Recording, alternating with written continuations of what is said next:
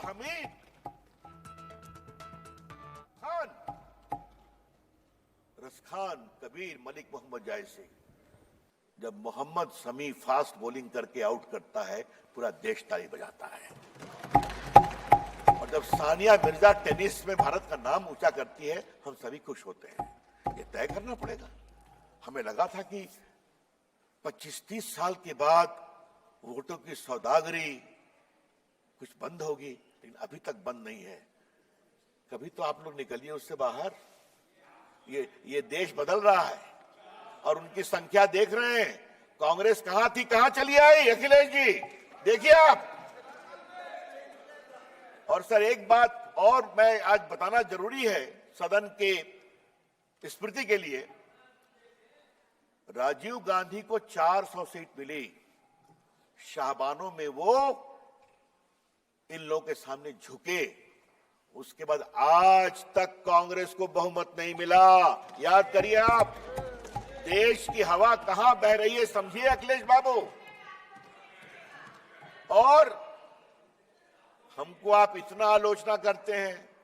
नरेंद्र मोदी जी को एक बार पूर्ण बहुमत मिला, दूसरी बार पूर्ण बहुमत मिला।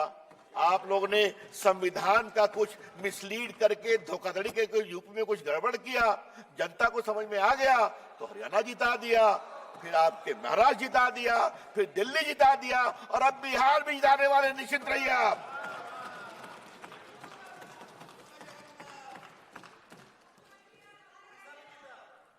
वो तो पहले जीत गए थे।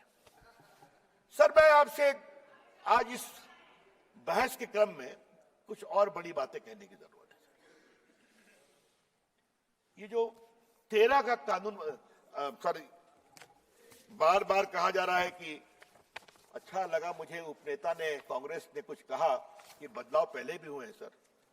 सर आपकी जानकारी के लिए अगर देखें आप, आजादी के बाद 54 में एक्ट आया, 59 में बदलाव हुआ, 64 में बदलाव हुआ, 69 में हुआ, 84 में बदलाव हुआ, फिर 95 में आया। और सर ये रिकॉर्डेड है, अगर आप निर्देश देंगे तो हम प्रस्तुत करेंगे। ये सारा कुछ बदलाव कुछ जमातों के दबाव में आया। और सर 95 कब आया? जब राम जन्मभूमि का आंदोलन चल रहा था। हाँ, तो इन लोगों ने कहा ठीक है हमारे वक्फ में बदलाव करो। और 13 कब आया? जब इनके हारने का रास्ता खुल रहा था। सर जब आप इस तरह से कानून में बदलाव करते हैं तो आपकी मंशा अक़लियत की सेवा करना नहीं है, आपकी मंशा अपने वोट का इजाफा करने की है। फिर भी आप हार जाते हैं, तो फिर भी नहीं समझते। सर अब मैं इसकी आवाज मैं सुन रहा हूं, अपने प्रदेश की है क्या आप? चलिए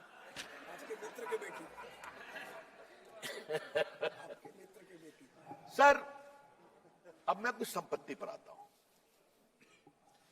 ये 8 लाख संपत्ति है, दुनिया की सबसे बड़ी संपत्ति है सर। और सर मुतवल्ली उसको मैनेज करता है, मैंने दिखा दिया, वो मैनेजर है। मैनेजर की अकाउंटेबिलिटी होती है कि नहीं? और सर मैं पटना साहिब का सांसद हूं सर। हमारे क्षेत्र में गर्दनी बाग में सर एक सरकारी जमीन पर तालाब है जहां लोग छठ में अर्घ देते हैं सर। हाई कोर्ट में सरकार ने कहा कि यह सरकारी जमीन है और वहां से 5-7 किलोमीटर दूर एक कब्रिस्तान है, 1920 का रिकॉर्डेड। कुछ लोग कहते हैं ये हमारा वक्फ है, हर बार छठ में खड़े हो जाते हैं। फतवा में यही काम किया। अभी तो सर अभी तो 113 बात की गई दिल्ली की, मैं सुन रहा था, उन्होंने कहा जो फोर्ट विलियम है ना कलकत्ता में सेना का कमांड, वो भी हमारा वक्फ है। अब आगे तो कहेंगे कि पूरा हिंदुस्तान वक्फ है, क्योंकि हमारे यहाँ तो हमारे सम्राट हुए थे। क्या देश ऐसे ही चलेगा क्या?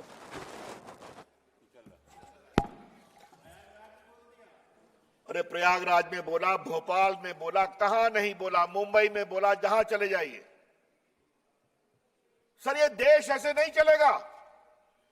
और मैं माननीय मंत्री से आग्रह करूंगा, एक बार सदन को विस्तार से बताएं जिस तरह से वक्फ का दावा किया गया, उसका दावा करने वाले कौन थे। और थोड़ा गहराई में जाएंगे, हम लोग भी देश घूमते हैं, तो मैनेजर साहब की बिल्डर से सांठगांठ हो गई और वहां पर बिल्डिंग खड़ी हो जाती है। ये सच्चाई नहीं है क्या? वक्फ इसके लिए नहीं होता है। इसलिए ये पूरा बदलाव सर जरूरी है। सर मैं एक बात और कहना चाहता हूं इस कानून के संदर्भ में, लेकिन उसके पहले सर हम एक बिहार के बड़े वरिष्ठ नेता को भी कोट करना चाहेंगे। और सर आपसे मैं आग्रह करूंगा, उनका नाम मैं बाद में पढ़ूंगा, लेकिन मैं चाहता हूं कि उनकी बड़ी विद्वता भरी टिप्पणी थी सर, वो सदन के सामने आनी चाहिए सर, वो बहुत जरूरी है। वो उस समय सर पार्लियामेंट में थे और उन्होंने कहा था कि पूरा लूट लिया है, पटना में भी लूट लिया है, एकदम वक्फ का कानून होना चाहिए। और सर वो नेता जो थे, जो उन्होंने ये बात कही सर, वो हमारे बिहार के पूर्व मुख्यमंत्री लालू प्रसाद जी थे। तो मेरे पास उनका कोट है, अगर आप कहेंगे तो निकाल के पढ़ दूंगा। अच्छा मैं लेकर दूंगा। सर किसने नहीं विरोध किया? और आज मैं विपक्ष को एक ही बात कहना चाहता हूं, कुछ तो दिल में झांकिए आप। Sir I will take 5 minutes, I conclude. कुछ तो दिल में झांकिए आप कि अगर वक्फ की संपत्ति की लूट हो, हम खामोश रहें। इसको सख्त करना बहुत जरूरी है। सर एक बात उन्होंने बार बार कही कि पहले हाईकोर्ट को भी पावर था। High court did not have any direct power.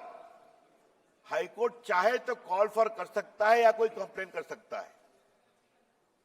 Law में कोर्ट जाना मना था और ट्राइब्यूनल ने कैसे कैसे काम किया ये भी आप जानते हैं।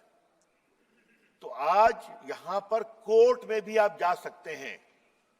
और मैं माननीय मंत्री जी को सलाह दूंगा, मैं 2-3 ट्राइब्यूनल की कहानी जानता हूं, कृपया करके ट्राइब्यूनल ठीक ठाक चले, सिर्फ सेटिंग गेटिंग नहीं हो। यह भी बहुत जरूरी है कि ट्राइब्यूनल में ईमानदारी से फैसला होना चाहिए।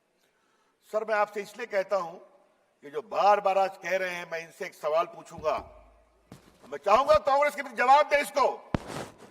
आज क्रिश्चियन समाज क्यों दुखित है? वो चाहते हैं वक्फ में बदलाव हो।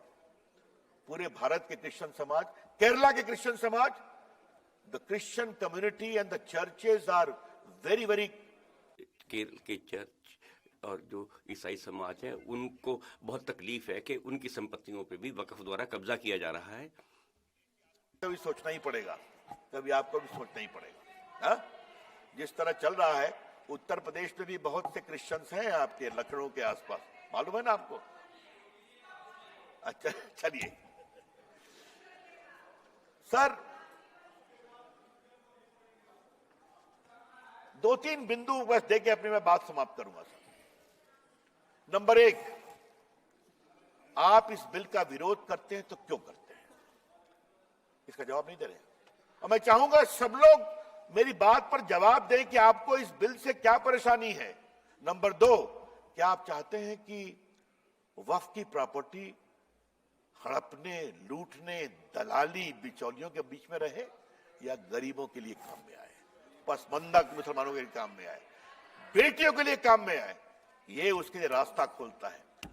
और सर तीसरी बात, इस बिल में बड़े बड़े नामी गिरामी मेंबरान पार्लियामेंट, जूरिस्ट, रिटायर्ड जजेस, महिलाएं, सिविल सोसाइटी सब आके देखने वाली है। तो आपको शर्मिंदगी किस बात की है? सर एक बात मैं विनम्रता से कहूं, परेशानी किस बात की है? मैनेजर साहब के ऊपर कंट्रोल नहीं होना चाहिए, मुतवल्ली के ऊपर कंट्रोल नहीं होना चाहिए। तो ये नरेंद्र मोदी जी की सरकार है। इसी all India personal law board ने क्या कहा अभी, जब आपके इफ्तार में नहीं जाएंगे, मैं नाम नहीं लूंगा, संजय जायसवाल समझ रहे हैं मैं क्या कहना चाह रहा हूं। कहा था इन लोगों ने क्या इफ्तार में नहीं जाएंगे, आपको बुलाएंगे भी नहीं। तो मैं उनसे बड़ी विनम्रता से कहूंगा, आपके वो दिन लट गए जब आप वीटो लगाते थे। ये नरेंद्र मोदी जी की सरकार है, विकास के लिए हर काम करेगी। और बस सर एक अंतिम बात कह के अपनी बात समाप्त कर रहा हूं, बस एक पॉइंट। हमारे ऊपर इन्होंने बहुत आरोप लगाया, एक लगाते हारते जा रहे हैं, फिर भी भाषा वही है। लेकिन सर मैं एक बात कहूं, अगर नरेंद्र मोदी की सरकार कहती है सबका साथ, सबका विकास, सबका प्रयास, तो ये बात को हमें गर्व है। अगर गैस दिया तो क्या हिंदू मुसलमान में कोई फर्क किया?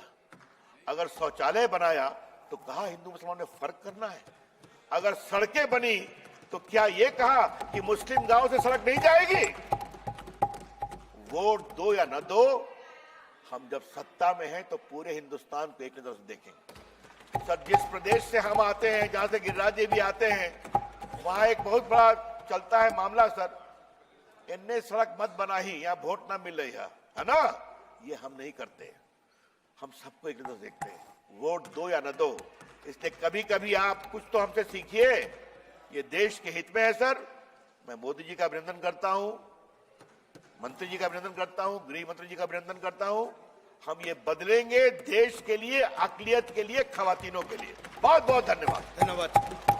माननीय सदस्य श्री अखिलेश यादव जी।